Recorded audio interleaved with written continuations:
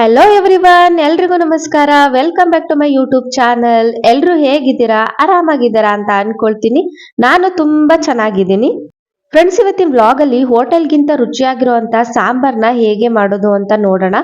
ಇಡ್ಲಿಗಂತೂ ಸಖತ್ ಕಾಂಬಿನೇಷನ್ ಮಸ್ತ್ ಆಗಿರುತ್ತೆ. ನೀವು ಒಂದ್ಸಲ ಟ್ರೈ ಮಾಡ್ಲೇಬೇಕು, ಅಷ್ಟು ಚೆನ್ನಾಗಾಗುತ್ತೆ ಸಾಂಬಾರು.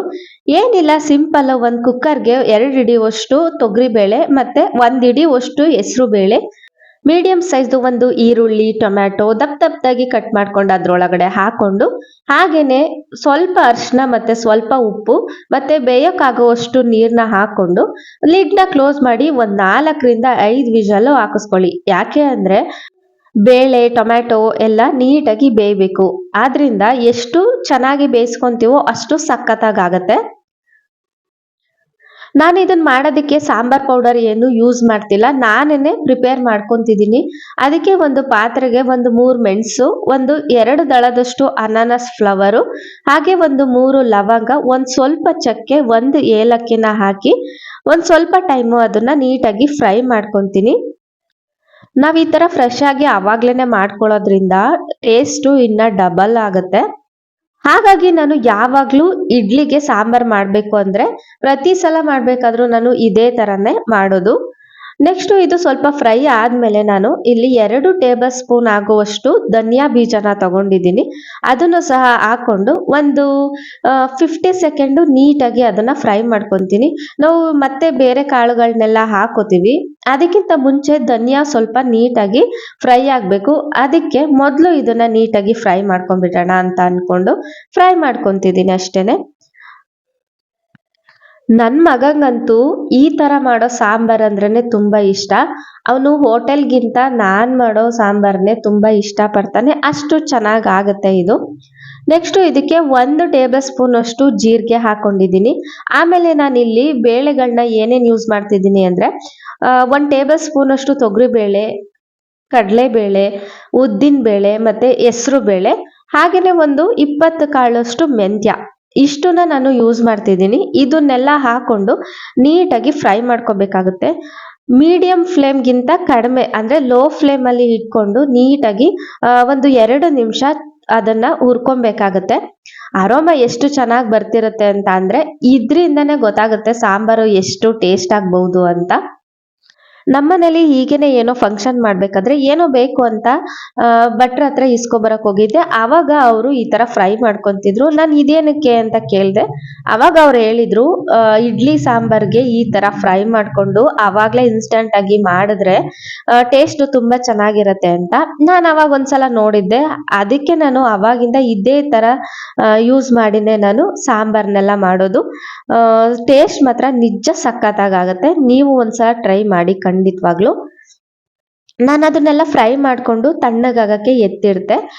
ನೆಕ್ಸ್ಟ್ ಅದೇ ಪ್ಯಾನ್ಗೆ ಒಂದ್ ಸ್ವಲ್ಪ ಎಣ್ಣೆನ ಹಾಕೊಂಡು ಒಂದು 5 ಎಸ್ಲಷ್ಟು ಬೆಳ್ಳುಳ್ಳಿ ಮತ್ತೆ ಒಂದ್ ಅರ್ಧ ಇಂಚಷ್ಟು ಶುಂಠಿ, ಒಂದು ಮೀಡಿಯಂ ಸೈಜ್ದು ಈರುಳ್ಳಿ ಮತ್ತೆ ಟೊಮ್ಯಾಟೊ ಅದನ್ನ ದಪ್ಪದಾಗಿ ಕಟ್ ಮಾಡ್ಕೊಂಡು ಇವಾಗ ಕಾಯ್ದಿರೋ ಎಣ್ಣೆಯಲ್ಲಿ ಹಾಕೊಂಡು ನೀಟಾಗಿ ಫ್ರೈ ಮಾಡ್ಕೊಂತಿದ್ದೀನಿ. ಆನಿಯನ್ ಮತ್ತೆ ಟೊಮ್ಯಾಟೊ ಎಲ್ಲ ಚೆನ್ನಾಗಿ ಬೇಯಬೇಕು, ಸಾಫ್ಟ್ ಆಗ್ಬೇಕು, ಅಲ್ಲಿವರೆಗೂ ಫ್ರೈ ಮಾಡ್ಕೋಬೇಕು. ನಾವು ಆನಿಯನ್ ಟೊಮ್ಯಾಟೊನು ಅಷ್ಟೇನೆ ಎಣ್ಣೆಯಲ್ಲಿ ಫ್ರೈ ಮಾಡ್ಕೊಂಡ್ರೇನೆ ಟೇಸ್ಟ್ ಬೇರೆ ತರ ಬರುತ್ತೆ. ನೀವು ಒಂದ್ಸಲ ಬೇಕಿದ್ರೆ ಹಾಗೇನೆ ಹಾಕೊಂಡ್ ನೋಡಿ, ಫ್ರೈ ಮಾಡ್ದೇನೆ, ಅದು ಟೇಸ್ಟೇ ಬೇರೆ ತರ ಆಗುತ್ತೆ. ಫ್ರೈ ಮಾಡಿ ಹಾಕೊಂಡ್ ನೋಡಿ, ಟೇಸ್ಟ್ ಸಖತ್ತಾಗತ್ತೆ. ಹಾಗಾಗಿ ನನ್ನ ಕೇಳಿದ್ರೆ ಫ್ರೈ ಮಾಡ್ಕೊಂಡೇ ಹಾಕೊಳ್ಳಿ ಮಿಕ್ಸಿಗೆ ಅಂತ ಹೇಳ್ತೀನಿ. ನೋಡಿ, ಇವಾಗ ಇದು ಚೆನ್ನಾಗಿ ಫ್ರೈ ಆಗಿದೆ. ಇಷ್ಟು ಫ್ರೈ ಆದ್ರೆ ಸಾಕು. ಇವಾಗ ಒಂದು ಮಿಕ್ಸಿ ಜಾರ್ಗೆ ನಾವು ಏನು ಹುರಿದಿಟ್ಕೊಂಡಿದ್ವಿ ಅಲ್ವಾ ಬೇಳೆಗಳನ್ನೆಲ್ಲ, ಅದನ್ನ ಫಸ್ಟ್ ಹಾಕೊಂಡ್ಬಿಡೋಣ. ನೆಕ್ಸ್ಟ್ ಅದಕ್ಕೆ ಒಂದ್ ಸ್ವಲ್ಪ ತೆಂಗಿನ ತುರಿನ ಹಾಕೊಳ್ತಿದ್ದೀನಿ. ತೆಂಗಿನ ತುರಿ ಆಪ್ಷನಲ್ಲು, ನೀವು ಬೇಕಿದ್ರೆ ಹಾಕೋಬಹುದು, ಇಲ್ಲ ಅಂದ್ರೆ ಇಲ್ಲ. ಯಾಕೆಂದ್ರೆ ಬೇಳೆಕಾಳುಗಳೆಲ್ಲ ಹಾಕೊಂಡಿದೀವಲ್ಲ, ಅದು ಥಿಕ್ನೆಸ್ ಬರುತ್ತೆ ಸಾಂಬಾರು. ಬಟ್ ರುಚಿಗೋಸ್ಕರ ಸ್ವಲ್ಪ ತೆಂಗಿನ ತುರಿನ ಹಾಕೊಳ್ತಿದ್ದೀನಿ. ಆಮೇಲೆ ಖಾರಕ್ಕನುಗುಣವಾಗಿ 1 ಟೇಬಲ್ ಸ್ಪೂನ್ ಅಷ್ಟು ಖಾರದ ಪೌಡರ್ನ ಹಾಕೊಳ್ತಿದ್ದೀನಿ. ನೀವು ಬೇಕಿದ್ರೆ ಒಣಮೆಣಸಿಕಾಯಿನೂ ಹಾಕೋಬಹುದು, ಚೆನ್ನಾಗಿರುತ್ತೆ. ನೆಕ್ಸ್ಟ್ ನಾವೇನು ಫ್ರೈ ಮಾಡಿ ಇಟ್ಕೊಂಡಿದ್ವಿ ಅಲ್ವಾ ಆನಿಯನ್ ಮತ್ತೆ ಟೊಮ್ಯಾಟೊ ಮಿಶ್ರಣ, ಅದನ್ನ ಹಾಕೊಳ್ತಿದ್ದೀನಿ. ನಾನು ಇಲ್ಲಿ ನನ್ನ ಮಗಂಗೆ ಸ್ಕೂಲ್ಗೆ ಟೈಮ್ ಆಗಿದೆ ಅಂತ ತಣ್ಣಗಾಗಿಲ್ಲ, ಸ್ವಲ್ಪ ಬಿಸಿನೇ ಇದೆ, ಆದ್ರೂ ಹಾಕೊಂಡು ರುಬ್ಕೋತಿದ್ದೀನಿ. ನೀವು ತಣ್ಣಗಾಗೋವರೆಗೂ ವೆಯ್ಟ್ ಮಾಡಿ ಹಾಕೊಳ್ಳಿ. ಇಲ್ಲಾಂದ್ರೆ ಸ್ವಲ್ಪ ಮಿಕ್ಸಿ ಜಾರ್ಗೆ ಹಾಕಿದ್ಮೇಲೆ ತುಂಬಾ ಬಿಸಿ ಇದ್ರೆ ಹಾರೋ ಚಾನ್ಸಸ್ ಇರುತ್ತೆ. ಹಾಗಾಗಿ ಇದಕ್ಕೆ ಬೇಕಾಗುವಷ್ಟು ನೀರನ್ನ ಹಾಕೊಂಡು ಒಂದು ಮುಚ್ಚಳ ಮುಚ್ಚಿ ನೀಟಾಗಿ ಫೈನ್ ಪೇಸ್ಟ್ ಮಾಡ್ಕೊಳ್ಳಿ. ನೆಕ್ಸ್ಟ್ ಒಗ್ಗರಣೆ ಮಾಡಬೇಕಾಗುತ್ತೆ. ಅದಕ್ಕೆ ಒಂದು ಪಾತ್ರೆಗೆ ಒಂದು ಸ್ವಲ್ಪ ಎಣ್ಣೆನ ಹಾಕೊಂಡು ಅದಕ್ಕೆ ಸಾಸಿವೆ ಮತ್ತೆ ಒಂದು 2ರಿಂದ 3 ಒಣಮೆಣಸಿಕಾಯಿನ ಹಾಕೊಂಡು ಚೆನ್ನಾಗಿ ಫ್ರೈ ಮಾಡ್ಕೊಳ್ತೀನಿ. ಅದಾದ್ಮೇಲೆ ಇದಕ್ಕೆ ಒಂದು ಸ್ವಲ್ಪ ಕರಿಬೇವು ಮತ್ತೆ ಒಂದು ಅರ್ಧ ಈರುಳ್ಳಿನ ಸ್ಲೈಸ್ ಆಗಿ ಕಟ್ ಮಾಡ್ಕೊಂಡಿದ್ದೆ, ಅದನ್ನು ಹಾಕೊಂಡು ನೀಟಾಗಿ ಫ್ರೈ ಮಾಡ್ತೀನಿ. ನೀವು ಬೆಳ್ಳುಳ್ಳಿನೂ ಯೂಸ್ ಮಾಡ್ಬೋದು. ನಾನು ಬೆಳ್ಳುಳ್ಳಿನ ರುಬ್ಬೋದಕ್ಕೆ ಹಾಕಿದ್ದೆ ಅಂತ ಮತ್ತೆ ಇದರಲ್ಲೇನು ಯೂಸ್ ಮಾಡ್ತಿಲ್ಲ. ಇದಕ್ಕೆ ನಾನು ಒಂದು ಸ್ವಲ್ಪ ಇಂಗನ್ನು ಸಹ ಹಾಕೊಂಡು ನೀಟಾಗಿ ಫ್ರೈ ಆದಮೇಲೆ ನಾನು ಏನು ಕುಕ್ಕರಲ್ಲಿ ಬೇಯಿಸಿಟ್ಕೊಂಡಿದ್ದೆ ಅಲ್ವಾ, ಬೇಳೆ ಮತ್ತು ಟೊಮ್ಯಾಟೊ ಈರುಳ್ಳಿ ಎಲ್ಲ ಹಾಕಿ ಬೇಯಿಸಿದ್ವಿ ಅಲ್ವಾ ಕುಕ್ಕರಲ್ಲಿ, ಅದರ ಮಿಶ್ರಣನ ಹಾಕಿ ಒಂದು ಕುದಿ ನೀಟಾಗಿ ಕುದಿಯೋವರೆಗೂ ವೆಯ್ಟ್ ಮಾಡ್ತೀನಿ.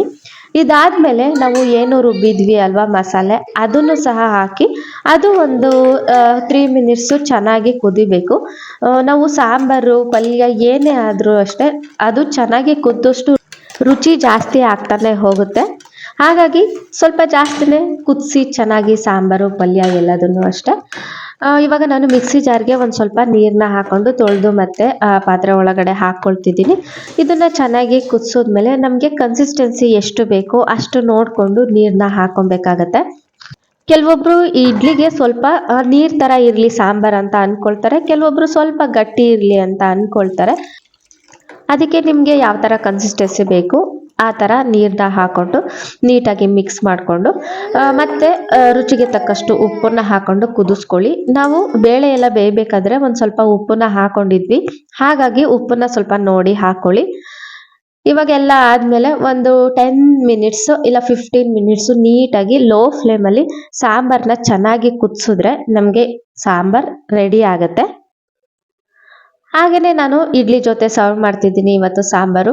ಇಡ್ಲಿನೂ ಇವತ್ತು ಸ್ಪೆಷಲ್ ಆಗೇ ಮಾಡ್ತಿದ್ದೀನಿ ನಾನು. ಇದಕ್ಕೆ ಇಡ್ಲಿ ರವಾನ ಯೂಸ್ ಮಾಡಿಲ್ಲ ನಾನು. ನಮ್ಮ ಮನೆಯಲ್ಲೇ ಅಕ್ಕಿನ ನೀಟಾಗಿ ತೊಳೆದು ಒಣಗಿಸಿ ಪೌಡರ್ ಮಾಡ್ಕೊಂಡು ಇಟ್ಕೊಂಡಿರೋದು. ಆ್ಯಕ್ಚುಲಿ ನಾನು ಲಾಸ್ಟ್ ಟೈಮು ಊರಿಗೆ ಹೋದಾಗ ನಮ್ಮ ಅತ್ತೆ ಇದನ್ನು ರೆಡಿ ಮಾಡಿದ್ರು, ಕೊಟ್ಟು ಕಳಿಸಿದ್ರು. ನಮಗಂತೂ ರವಾ ಇಡ್ಲಿಕ್ಕಿಂತ ಇದೇನೆ ತುಂಬ ಇಷ್ಟ ಆಗಿದೆ. ಎಲ್ರಿಗೂ ಅಷ್ಟೇ, ನಮ್ಮ ಶಾಪ್ ಹುಡುಗರಿಗೂ ಅಷ್ಟೇ ಇದು ತುಂಬ ಇಷ್ಟ ಆಗಿದೆ. ಸೊ ಹಾಗಾಗಿ ನಾವು ಮನೆಯಲ್ಲೇ ಮಾಡಿಕೊಂಡು ಇಡ್ಲಿನ ಪ್ರಿಪೇರ್ ಮಾಡ್ಕೊಳ್ಳೋದು. ನನಗೆ ಯಾವಾಗಲೂ ಇಡ್ಲಿನ ಪ್ಲೇಟಲ್ಲಿ ಹಾಕೊಂಡು ತಿನ್ನೋದಕ್ಕಿಂತ ಈ ಥರ ಬೌಲಲ್ಲಿ ಇಡ್ಲಿನ ಹಾಕೊಂಡು ಅದ್ರ ಮೇಲೆ ಎಷ್ಟು ಬೇಕೋ ಅಷ್ಟು ಸಾಂಬಾರನ್ನ ಹಾಕೊಂಡು ತಿನ್ನೋದಂದರೆ ತುಂಬ ಇಷ್ಟ. ನೀವು ಒಂದ್ಸಲ ಟ್ರೈ ಮಾಡಿ. ಸಾಂಬಾರಂತೂ ಸಖತ್ತಾಗಿ ಬಂದಿತ್ತು. ಆ ಇಡ್ಲಿ ಜೊತೆ ಅಂತೂ 3 ಇಡ್ಲಿ ತಿನ್ನೋರು 4 ತಿಂತಾರೆ, ಅಷ್ಟು ಚೆನ್ನಾಗಾಗಿತ್ತು. ನೀವು ಒಂದ್ಸಲ ಖಂಡಿತ ಟ್ರೈ ಮಾಡಲೇಬೇಕು ಅಂತ ರೆಸಿಪಿ ಇದು. ಮಿಸ್ ಮಾಡದೆ ನೀವು ಟ್ರೈ ಮಾಡಿ. ಹಾಗೆ ನಮ್ಮ ಚಾನಲ್ನ ಸಬ್ಸ್ಕ್ರೈಬ್ ಮಾಡೋದು ಮಾತ್ರ ಮರಿಬೇಡಿ. ಈ ವ್ಲಾಗ್ ಎಲ್ಲರಿಗೂ ಇಷ್ಟ ಆಗಿದೆ ಅಂತ ಅಂದ್ಕೊಳ್ತೀನಿ. ನೆಕ್ಸ್ಟ್ ಒಂದು ಒಳ್ಳೆ ವ್ಲಾಗ್ ಜೊತೆ ನಿಮಗೆ ಸಿಗ್ತೀನಿ. ಅಲ್ಲಿವರೆಗೂ ಟಾಟಾ.